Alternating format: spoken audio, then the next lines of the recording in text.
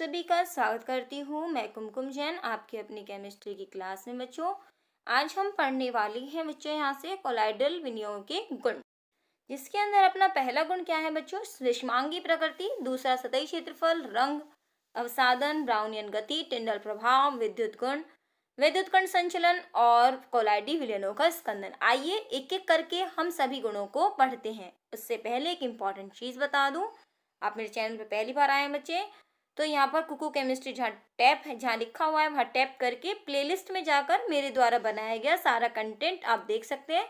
सभी की प्लेलिस्ट बनी हुई है। अच्छा लगे तो आप सब्सक्राइब कर सकते हैं आगे की और नोटिफिकेशंस के लिए। चलिए बच्चे, हम पढ़ते हैं यहाँ से पहला। और दूसरी चीज़, और अगर आपको टेलीग्राम ग्रुप मेरा ज्वाइन करना है, टेलीग्राम चैनल जहाँ आपको नोट्स की सुविधा है, क्विज भी कराती हूँ मैं, वहाँ पर क्वेश्चन दिए जाते हैं बीच बीच में मल्टीपल चॉइस के, तो बच्चों आप वहाँ से टेलीग्राम चैनल ज्वाइन कर सकते हैं। इसका लिंक मैं आपको डिस्क्रिप्शन बॉक्स में दे देती हूँ, या फिर आप टेलीग्राम चैनल पर कुकू केमिस्ट्री को सर्च भी कर सकते हैं और वहाँ से आप उसको ज्वाइन कर सकते हैं। चलिए बच्चों, हम एक एक करके पढ़ते हैं। यहाँ से पहला है विषमांगी प्रकृति। देखिए बच्चों, यहाँ पे सबसे पहला है हेट्रोजेनिटी, विषमांगी प्रकृति। परिक्षिप्त प्रावस्था के कणों का आकार बड़ा होने से कोलाइडी विलयन विषमांगी प्रकृति के होते हैं। क्या अर्थ है इसका? हमने कहा परिक्षिप्त प्रावस्था होती है विलय कणों के समान, और परिक्षिप्त प्रावस्था अर्थात यहाँ पर परिक्षिप्त प्रावस्था का मतलब है कोलाइडी कण। कोलाइडी कण, क्योंकि आप जानते हैं किसी भी कोलाइडी विलयन में दो चीजें होती हैं, एक होती है परिक्षिप्त प्रावस्था और दूसरा होता है परिक्षेपण माध्यम। परिक्षेपण माध्यम जिसके अंदर वो घुला हुआ है, और परिक्षिप्त प्रावस्था मतलब वो कण। हम जानते हैं कि कोलाइडी कण जो होते हैं वो सामान्य कणों से बड़े होते हैं, इसलिए दो अलग अलग कण, यहाँ से हमें दो अलग अलग प्रावस्थाएं दिखाई देंगी, परिक्षिप्त प्रावस्था अलग और परिक्षेपण माध्यम अलग। इसलिए कैसी प्रकृति हुई बच्चों इनकी? विषमांगी प्रकृति। दूसरा बिंदु है हमारे पास सतही क्षेत्रफल। कोलाइडी विलयन में उपस्थित कोलाइडी कणों का कुल सतही क्षेत्रफल अधिक होता है। क्यों होता है? क्योंकि इनके कणों का आकार सामान्य कणों से बड़ा होता है, इसीलिए सतही क्षेत्रफल अधिक होने के कारण ये अधिशोषक की भांति कार्य करते हैं। शुरू में हमने अधिशोषक पढ़ लिया था। अधिशोषक मतलब होता है किसी भी सतह पर पदार्थ का अधिशोषित हो जाना, आकर जम जाना। और अगर ये अधिशोषक की भांति काम करते हैं तो ये उत्प्रेरक के रूप में भी काम आ सकते हैं। तो आपसे पूछा जाए कि उत्प्रेरक के रूप में काम क्यों करते हैं, तो आपका आंसर क्या होगा? क्योंकि इनका सतही क्षेत्रफल अधिक होता है। चलिए बच्चों, तीसरी देखते हैं प्रॉपर्टी। तीसरी प्रॉपर्टी बच्चों यहाँ से है रंग, कलर। देखिएगा, कोलाइडी विलयनों का रंग परिक्षिप्त प्रावस्था द्वारा प्रकाश के प्रकीर्णित तरंग दैर्ध्य के आधार पर भिन्न भिन्न होता है। दूसरी बात, कोलाइडी विलयन जो कोलाइडी कण का आकार है वो कितना है? 10⁻⁻5 से लेकर 10⁻⁷। ठीक है, ये बार बार मैं आपको बोलती हूँ, अब तक तो याद हो गया होगा। और ये किस में है? सेंटीमीटर में है बच्चों। ठीक है, अब यहाँ कोलाइडी कण का आकार एक छोटे कण का है और एक थोड़ा बड़े कण का है, मतलब इस तरह से छोटा मान लिया और एक थोड़ा बड़ा मान लिया। तो वो कह रहा है कि कण का साइज अगर छोटा है तो वहां उसका कलर अलग होगा, और दूसरे कण का साइज अलग है तो उसका कलर अलग होगा। क्यों? क्योंकि अगर आकार अलग अलग है तो छोटे कण और बड़े कण दोनों से प्रकीर्णित होने वाली तरंग दैर्ध्य का मान भी अलग अलग होगा। अर्थात आप जानते हैं, हम केमिस्ट्री में पढ़ते हैं कि जिस रंग को अवशोषित करता है कोई पदार्थ तथा जिस रंग को हमारी ओर भेजता है, जो रंग परावर्तित होकर हमें दिखाई देता है वही रंग हमें भी आंखों से दिखाई देता है। कहने का अर्थ हुआ, अवशोषित रंग और जो विकिरित होता है या परावर्तित होता है, दोनों रंगों की तरंग दैर्ध्य अलग अलग होती है। अर्थात कोलाइडी विलयन का रंग जो हुआ वो परिक्षिप्त प्रावस्था पर निर्भर करता है। क्यों? इसमें लिखा हुआ है कोलाइडी कण प्रकाश के जिस तरंग दैर्ध्य का प्रकीर्णन सबसे अधिक करते हैं, कोलाइडी विलयन भी उसी तरंग दैर्ध्य के रंग का दिखाई देता है। आपको ध्यान होगा, लास्ट वीडियो में हमने कैसियस पर्पल पढ़ा था जो कि गोल्ड का विलयन था। कारण था कि गोल्ड का कोलाइडी कण, उसका आकार कितना है उसी पर उसका रंग भी निर्भर कर रहा है। और रंग अगर आकार बदल गया तो रंग भी बदल जाएगा। तो सीधी सी बात है, रंग किस पर निर्भर हुआ? एक तो प्रकीर्णित तरंग दैर्ध्य पर और दूसरा वहां पर कणों के आकार पर। बच्चों यहाँ से क्वेश्चन जो बन सकता है, प्रकीर्णित तरंग दैर्ध्य का मान निम्न दो बातों पर निर्भर करता है। तो आपसे आ सकता है कोलाइडी विलयन में पदार्थ का रंग, विलयन का रंग किस बात पर निर्भर करता है? कोलाइडी कणों के आकार पर और कोलाइडी कणों की प्रकृति पर निर्भर करता है कि तरंग दैर्घ्य कौन सी प्रकीर्णित होगी। तो प्रकृति उसकी क्या है, इसका मतलब वो कण गोल्ड का है, प्लेटिनम का है, किस प्रकृति का कण है, और दूसरा कण का आकार क्या है।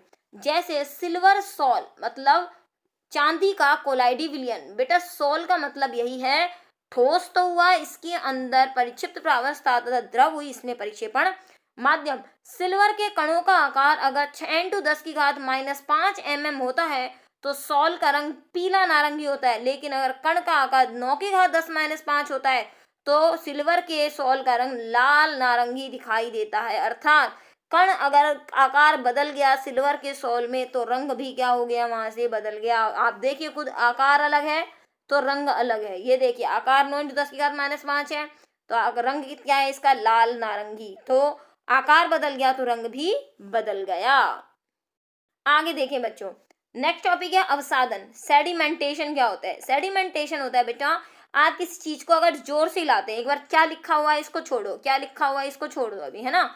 हम ऐसे कह रहे हैं कोई भी चीज है आपके पास, आपने क्या करा, उसको जोर से हिलाया, थोड़ी देर बाद आपने उसको रख दिया, थोड़ी देर बाद उसके अंदर जो भी चीजें होंगी वो धीरे से क्या होंगी, वो धीरे धीरे नीचे बैठने लगेंगी। जैसे मान लीजिए किसी में मिट्टी जमी हुई है और आपने क्या कर दिया, आपने इसको जोर से हिला दिया, थोड़ी देर बाद क्या होगा, मिट्टी के कण क्या होंगे, वो तले में नीचे बैठने लग जाएंगे, अर्थात गुरुत्वाकर्षण के कारण वो नीचे बैठने लगते हैं। तो इसके अंदर भी यही है बेटा। अब पढ़ते हैं किसी सॉल को अपकेंद्री मशीन। अब अपकेंद्री मशीन, चलिए किसी ने लैब में सेंट्रीफ्यूज मशीन को काम में लिया है क्या, जो अवक्षेप निकालने का काम करती है।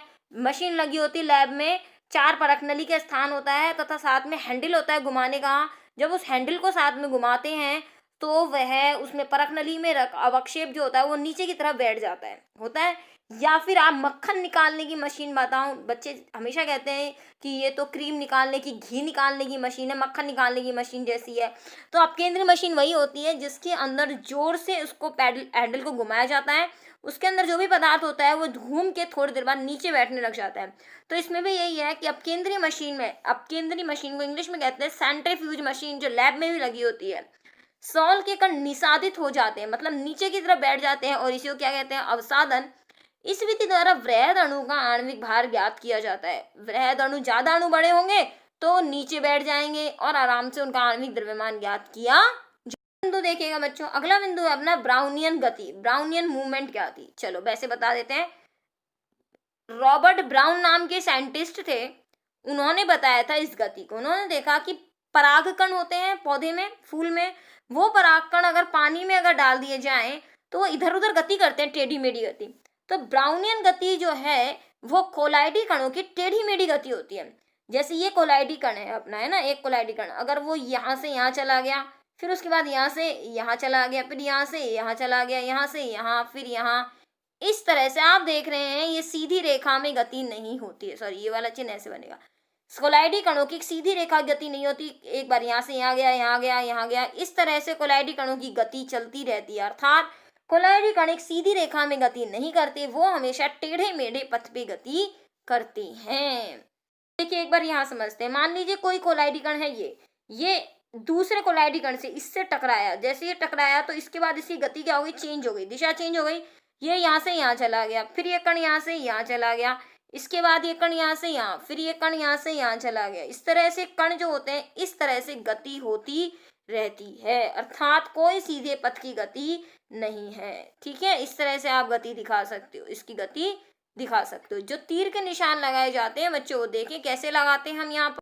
देखिए यहाँ से किस तरह से हम तीर के निशान लगा रहे हैं। ये अपने पास क्या है, ये अपने पास एक छोटा सा कण है, ठीक है, ये यहाँ से यहाँ गया, एक निशान लगाया, फिर ये क्या आ गया, यहाँ से यहाँ गया। जैसे दूसरे कण से टकराता है उसकी जो दिशा होती है, परिणामी दिशा, वो बदल जाती है।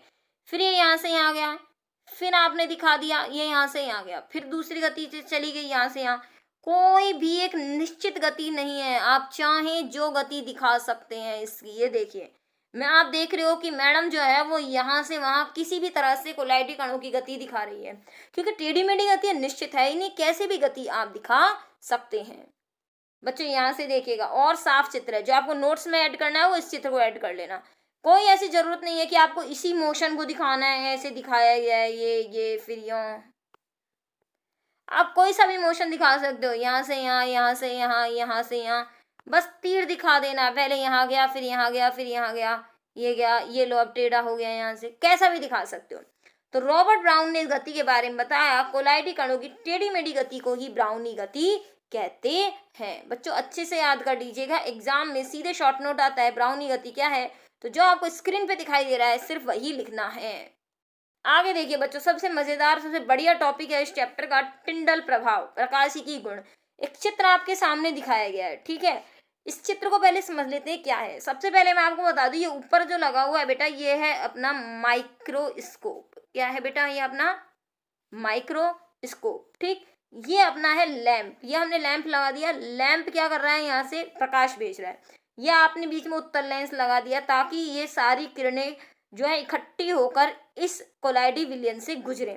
कोलाइडी विलयन से जब ये किरणें गुजरती हैं तो बीच में आप देख रहे हो कोलाइडी विलयन से गुजर रही है। कोलाइडी विलयन में क्या होते हैं, कोलाइडी कण होते हैं। जैसे ये लाइट जो होती है वो एक कोलाइडी कण पे गिरती है, तो आप ये देख रहे हैं ये प्रकाश देखो इस दिशा में गया, यहाँ भी फैला, यहाँ भी फैला, अर्थात ये जो इस तरह से आपको दिखा रखा है, ये इस तरह से प्रकाश फैलता हुआ दिखा रखा है। इसका मतलब है ये जो कोलाइडी कण है बीच वाला, ये कोलाइडी कण इस प्रकाश को क्या कर रहा है, प्रकीर्णन कर रहा है। स्कैटर्ड लाइट लिखा हुआ है, हिंदी में क्या है, हिंदी में लिख लीजिएगा प्रकाश का प्रकीर्णन। क्या लिख देंगे बच्चों, प्रकाश का प्रकीर्णन। स्कैटर्ड लाइट को क्या लिखोगे, प्रकाश का प्रकीर्णन।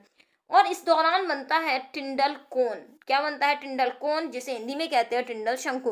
कहने का अर्थ क्या हुआ कि जब कोलाइडी विलयन में से प्रकाश पुंज गुजारा जाता है, प्रकाश किरण गुजारी जाती है, तो कोलाइडी कण प्रकाश के कण का प्रकीर्णन कर देते हैं। दोबारा देख लीजिए, जब प्रकाश पुंज को, ये प्रकाश पुंज को कोलाइडी विलयन में से गुजारा जाता है तो ये कोलाइडी कण इस प्रकाश का क्या करते हैं, प्रकीर्णन कर देते हैं। और इस प्रकीर्णन को हम माइक्रोस्कोप से देख सकते हैं।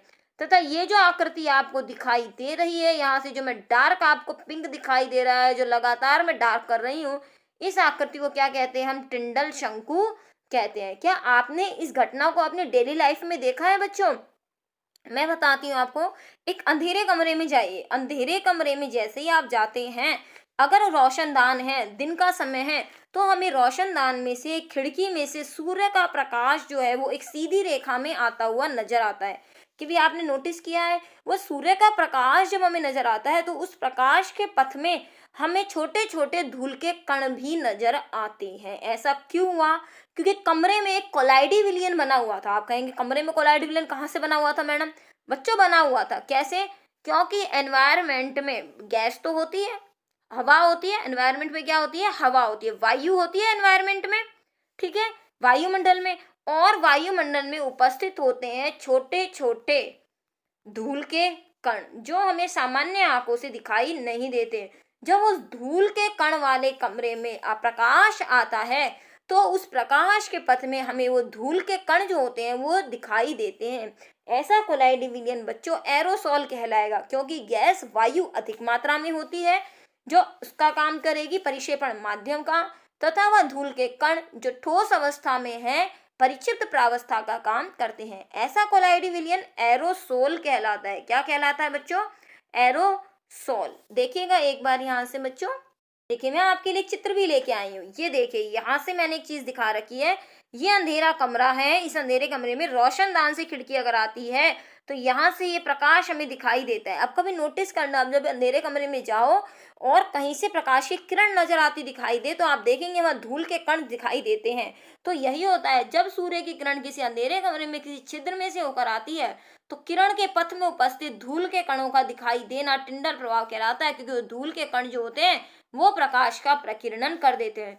या फिर कहीं डेंस फॉरेस्ट होते हैं। क्या कह रहा मैंने? Dense forest. डेंस फॉरेस्ट मतलब घने जंगल जहां पर होते हैं, वहां पर भी सूरज की किरण जो होती है वो पेड़ों के बीच में से होकर आती है, तो हमें किरण पथ की, जो सूर्य का किरण पथ है वो दिखाई देता है। तो वो किसका उदाहरण है? टिंडल प्रभाव का उदाहरण है। तो आपसे पूछा जाए कि अंधेरे कमरे में किरण के पथ का दिखाई देना का क्या कारण है, आप कहेंगे टिंडल प्रभाव, क्योंकि किरण के पथ में उपस्थित धूल के कण प्रकाश का प्रकीर्णन कर देते हैं। देखते हैं बच्चों अब अपन आगे। चलिए, अभी हमने जो चित्र देखा था, ये वाला टिंडल प्रभाव वाला जो चित्र देखा था कि इस तरह से हमने यहाँ पे लैंप लगा रखा था, यहाँ से हमारे पास इस तरह से इस तरह से अपने पास प्रकीर्णित हो रही थी और यहाँ से लाइट जा रही थी। ये वाला चित्र भी अपन ने देखा था, टिंडल शंकु था, स्कैटर्ड लाइट थी। देखिए, जब प्रकाश पुंज को कोलाइडी विलयन में से गुजारा जाता है तो यह प्रकाश चमकीली वर्णरेखा के रूप में दिखाई देता है। यह परिघटना टिंडल प्रभाव कहलाती है। यह प्रक्रिया कोलाइडी कणों की सतह से प्रकाश का प्रकीर्णन होने के कारण होती है। मतलब ये जो कण है ये प्रकाश का क्या करता है बच्चों? प्रकीर्णन करता है। प्रकाश का प्रकीर्णन किस किस पर निर्भर करता है ये देख लो एक बार बच्चों, कि प्रकाश का प्रकीर्णन परिक्षिप्त प्रावस्था तथा परिक्षेपण माध्यम के अपवर्तनांक के कारण होता है। अर्थात परिक्षिप्त प्रावस्था और परिक्षेपण माध्यम के बीच का अपवर्तनांक का अंतर अधिक होना चाहिए। द्रव विरोधी कोलाइड के लिए इसका अंतर का मान अधिक होता है, अर्थात वहां टिंडल प्रभाव अधिक दिखाई देता है, आराम से दिखाई देता है बच्चों। और देखिए इसके लिए इंपॉर्टेंट चीज, प्रकाश का प्रकीर्णन, प्रकाश की तरंग दैर्ध्य किससे रिप्रेजेंट करते हैं? लैम्डा से। इसकी चतुर्थ घात के व्युत्क्रमानुपाती होता है। तो इसको हम कैसा लिख सकते हैं बच्चों? वो देख लीजिए एक बार। हम इसको ऐसा कह सकते हैं, प्रकाश का प्रकीर्णन समानुपाती होता है लैम्डा की चतुर्थ घात के। और नीले रंग का तरंग दैर्ध्य सबसे कम होती है। अगर नीले रंग की तरंग दैर्ध्य कम होगी तो इसका प्रकीर्णन सबसे ज्यादा होगा।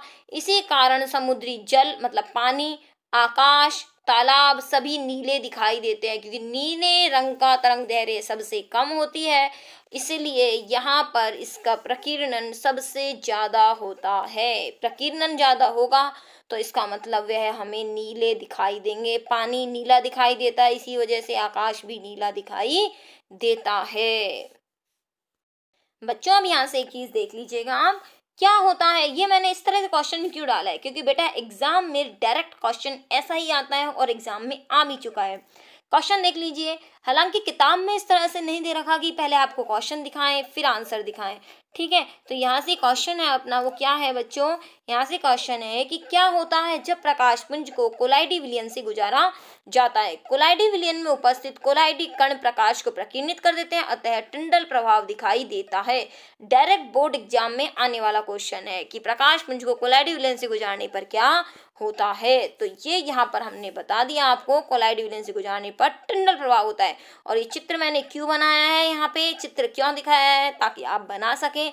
एग्जाम में आता है आपके 1 नंबर का प्रश्न, तो आपके पास समय हो तो आप जरूर चित्र बना के दिखाइएगा कि इस तरह से घटना होती है। वैसे इतना भी लिख दोगे तो भी ठीक रहेगा। चलिए बच्चों देखते हैं अब अगला क्वेश्चन। अगला है हमारे पास वैद्युत गुण। कोलाइडी सॉल के स्थायित्व का मुख्य कारण परिक्षिप्त प्रावस्था के कणों पर उपस्थित आवेश होता है। कहने का अर्थ ये हो गया कि कोलाइडी कण बड़े बड़े होते हैं, ठीक है। छोटे छोटे कण हो तो उनके ऊपर गुरुत्वाकर्षण नहीं लगता, इतना तो हम जानते हैं। लेकिन कोलाइडी कण के बारे में अभी हमने पढ़ा, उसको जोर से अगर हिलाएं तो कण नीचे बैठने लग जाता है, और कण अगर नीचे बैठ गया तो मुझे एक बात बताइए, क्या उस विलयन का स्थायित्व होगा? नहीं होगा बेटा। कण अगर चारों तरफ विलयन में अगर विसरित होगा, फैला हुआ होगा, तब तो विलयन बनेगा, नहीं तो विलय अलग हो जाएगा और विलयन अलग हो जाएगा, है ना। तो यहाँ पर परिक्षिप्त प्रावस्था किस तरह से पूरे कोलाइडी विलयन में फैली रहती है वो हमें देखना है। कारण है इनके कणों पर उपस्थित आवेश। एक चीज मैं बता दूं, इन पर कणों पर आवेश जो होता है वो एक ही प्रकार का होता है। कहने का अर्थ ये हो गया, मान लीजिए ये यहाँ पर क्या है, अपने पास कोलाइडी विलयन है, इसके अंदर ये जो कण है, अगर ये अगर कण धनावेशित है, मतलब इस कण के ऊपर धनावेश है, तो ये जितने भी कण आपको दिखाई दे रहे हैं तो इन पर भी क्या होगा बच्चों? धनावेश ही होगा। अगर एक कण के ऊपर ऋणावेश है तो ये सभी कणों पर कण क्या होगा? ऋणावेश। इससे फर्क क्या हुआ? चलिए हम आपको बता देते हैं, यहाँ से ये समझिएगा। मान लीजिए इस कण के ऊपर धनावेश है, इस कण पे भी धनावेश है, इस कण पे भी धनावेश है। अब होता क्या है बच्चों, अगर सभी कणों पे धनावेश होगा तो एक धनावेश का कण दूसरे धनावेश के कण को क्या करेगा? प्रतिकर्षित करेगा, अर्थात एक दूसरे से क्या रहेगा? दूर दूर रहेगा। लेकिन अगर आप मान लीजिए ऐसा मानते एक पे धनावेश और एक पे ऋणावेश, तो क्या होते? दोनों आपस में पास पास आते। मान लीजिए एक और धनावेश होता और एक और ऋणावेश होता, तो ये सारे कण पास पास आ जाते और आपस में जुड़ जाते, चिपक जाते, क्योंकि आकर्षण होता। आकर्षण के फलस्वरूप कण पास आते और नीचे बैठ जाते। लेकिन यहाँ पे क्या है, सारे कणों पर आवेश अलग अलग है, सारे कणों पर आवेश एक जैसा है, प्लस प्लस प्लस आवेश ही है। अर्थात ये सारे कण एक दूसरे को क्या करेंगे? प्रतिकर्षित करेंगे, दूर दूर रहेंगे और पूरे विलयन में फैले हुए रहेंगे। पूरे विलयन में फैले हुए रहेंगे, अर्थात ये कण बड़े बड़े आकार के कण नहीं बन पाएंगे, छोटे छोटे कण ही रहेंगे और नीचे भी नहीं बैठेंगे। देखिए अब यहाँ पे तो कोलाइडी सोल के स्थायित्व का कारण क्या है? इन पर स्थित आवेश। वास्तव में परिचित प्रावस्था में सभी कणों पर एक ही प्रकार का आवेश होता है, या तो धनावेशित होता है या फिर क्या होता है, ऋणावेशित होता है। एक ही प्रकार के आवेश युक्त कण एक दूसरे को प्रतिकर्षित करते हैं, इसी कारण ये पास नहीं आ पाते और संयुक्त होकर बड़े आकार का कण नहीं बना पाते। बच्चों जब मैं समझा रही होती हूँ तब उस समझने पे ध्यान रखा कीजिए, जो स्लाइड पे लिखा हुआ उसको पढ़ने की कोशिश मत कीजिए, क्योंकि स्लाइड का लिखा हुआ मैं आपको पढ़ के जरूर बताऊंगी, ये आप भी जानते हैं। चलिए बच्चों, वैद्युत गुण समझ में आ गया। कारण क्या है? उपस्थित आवेश। अब देखें यहाँ से कोलाइडी कण पर उपस्थित आवेश के आधार पर कोलाइडी सल दो प्रकार के होते हैं। अगर उसके अंदर आवेश में कण जो है वो सारे धनावेशित हैं तो कैसा सोल होगा? धनावेशित। लेकिन अगर उसके अंदर सारे कणों पर ऋणावेश है तो सोल कैसा होगा? ऋणावेशित। अब तो सोल का अंतर याद हो गया होगा। सोल मतलब मैंने आपको याद करा रखा है, सॉल्यूशन होता है, और सॉल्यूशन दिमाग में आते ही दिमाग में फीलिंग आ जानी चाहिए कि द्रव अवस्था तो ज्यादा होगी और ठोस अवस्था क्या होगी? कम होगी। तो जैसा कि बच्चों आप स्क्रीन पे यहाँ पे देख रहे हैं कि ऋणावेशित कोलाइडी सॉल और धनावेशित कोलाइडी सॉल दो प्रकार के यहाँ से सॉल दिए गए हैं। तो ध्यान रखिएगा, धातुओं का जो कोलाइडी सॉल है जिसमें अपने पास गोल्ड, सिल्वर, कॉपर, प्लेटिनम, धातु के कोलाइडी सॉल कैसे होते हैं? ऋणावेशित होते हैं। ठीक है। धातु के सल्फाइड के जो होंगे ये भी सारे कैसे होंगे? ऋणावेशित होंगे। सिलिसिक एसिड, मिट्टी, हीमोग्लोबिन, अम्लीय रंजक, ये सभी कैसे होंगे? ऋणावेशित कोलाइडी विलयन होंगे। तो हमारे पास मेन कौन सा याद रखना है? धातुओं का अम्लीय रंजक, ये मेन है अपने पास, और हीमोग्लोबिन जिसमें रक्त की बात आएगी। दूसरी बात यहाँ पर जलयोजित, जिसके अंदर भी पानी का अणु जुड़ा हुआ, सारे कैसे होंगे? धनावेशित। और अम्लीय रंजक अगर यहाँ से ऋणावेशित है तो क्षारीय रंजक कैसा होगा? यहाँ पे धनावेशित होगा। ये कोलाइडी सॉल पर क्या आवेश आते हैं ये आपको खुद याद रखने होंगे, जिसके अंदर पेपर में पूछा जा सकता है कि धातुओं के कोलाइडी सॉल पर कौन से होते हैं? ऋणावेशित, धनावेशित। तो आपको ध्यान रखना होगा ये कैसे होते हैं?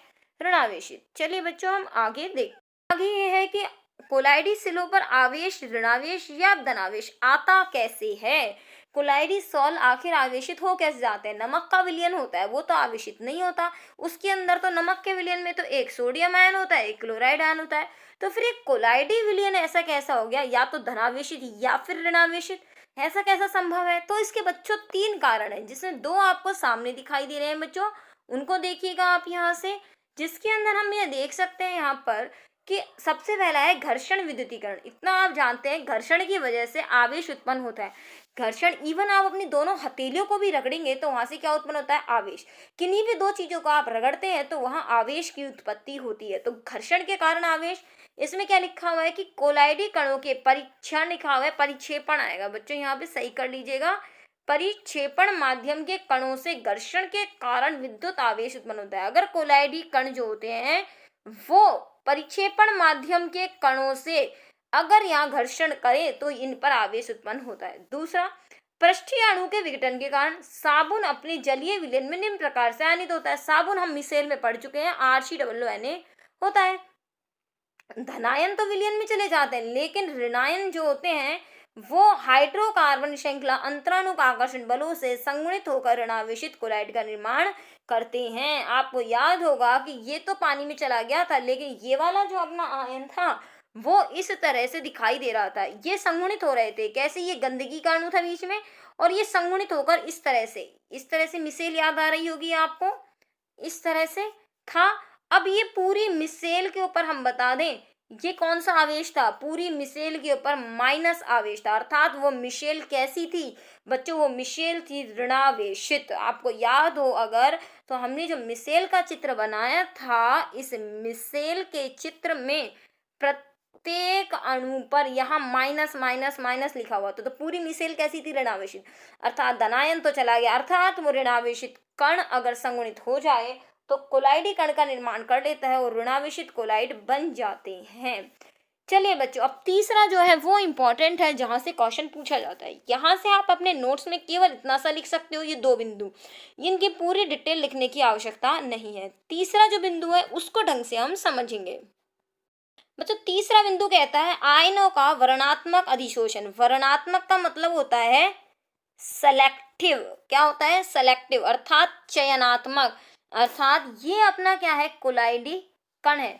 इस कोलाइडी कण पर कौन सा आयन आकर अधिशोषित होगा। अर्थात आपने ये तो पढ़ा है कि ये जो कोलाइडी कण होते हैं, इसका मैं इस तरह से दिखा देती हूँ, थोड़ा बड़ा सा दिखा दिया।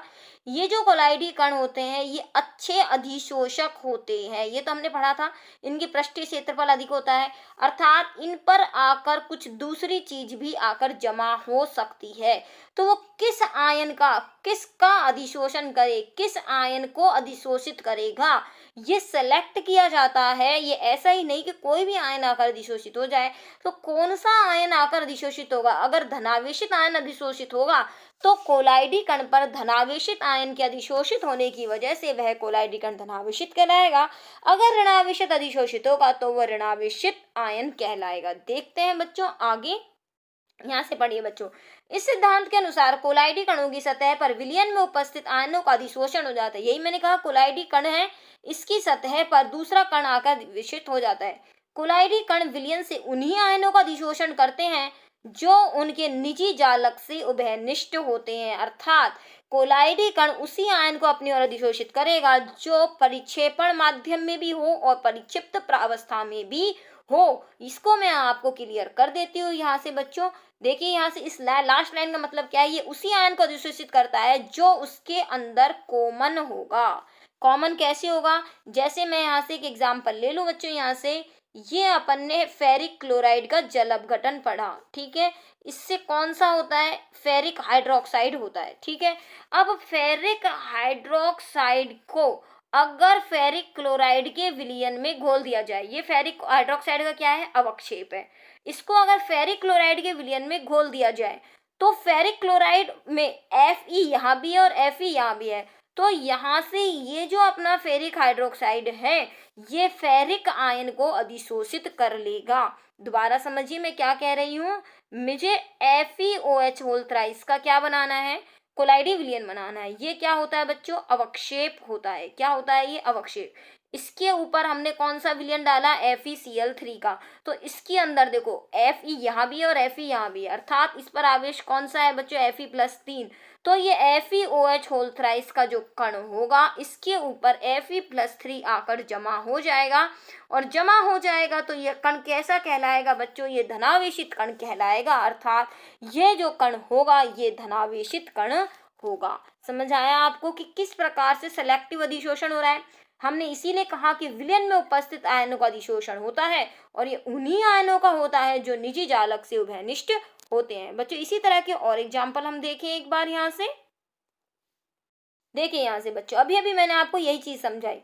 FeCl3 के जल अपघटन से बना FeOH का होल थ्राइस के कोलाइडी विलयन में Fe+3 आयन उपस्थित होते हैं। मैंने यही तो कहा आपसे कि FeOH होल थ्राइस इसका कोलाइडी कण है। बच्चे एक बता दो, शुरू में इसका अवक्षेप होता है लेकिन इस कोलाइडी विलयन में ये कण भी होगा। अतः फेरिक हाइड्रोक्साइड के कोलाइडी कण Fe+3 आयन का अधिशोषण कर धनात्मक हो जाते हैं। Fe+3 है, ठीक है। FeCl3 में से Fe+3 है और इसने FeOH के होल थ्राइस में क्या कर लिया? अधिशोषित कर लिया और ये पूरा कण बन गया। और ये कण कैसा बना बच्चों? पॉजिटिव कण बन गया। ये माइनस लिखा हुआ है, कैसा होगा? ये प्लस वाला कण यहाँ से बन गया। तो समझ में आई आपको यहाँ से बात कि किस आयन को अधिशोषित करता है? जो वहां से कॉमन होगा। बच्चों अभी यहाँ से हम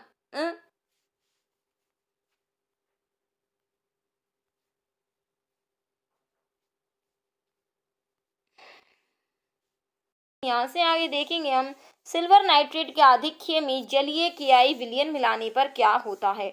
अब मैं आपको एक चीज यहाँ से बता दूं बच्चों, ये सिल्वर नाइट्रेट जो है अपना, ठीक है, ये जो सिल्वर नाइट्रेट है अपना, यहाँ से ये सिल्वर नाइट्रेट AgNO3 और ये क्या मिलाया जा रहा है? Ki।